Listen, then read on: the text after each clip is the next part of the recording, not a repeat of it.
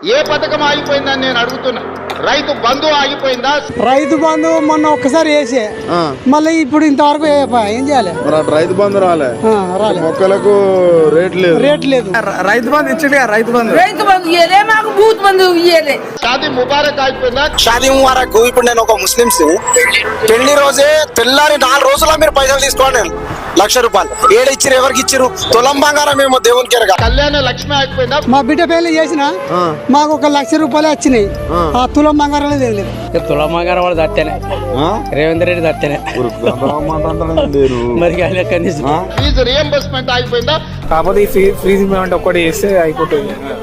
మాకు కూడా కొంచెం ఉంటే కానీ ఇప్పుడు చెప్పాలంటే ఫీజు అంటారు కానీ అనుకున్న టైంలో మొత్తం ఫీజు క్లియర్ చేయాలి, లేదా సగం అన్న కట్టాలంటారు.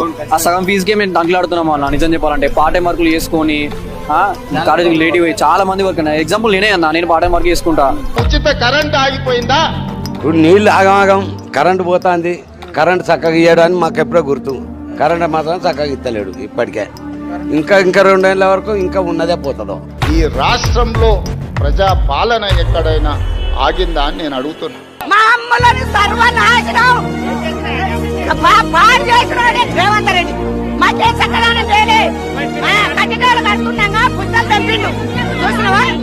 అష్టదాలింద్రుడు మా రాజ్యం మీదకి ఎక్కిందంటే మేము పాడైపోతున్నాం.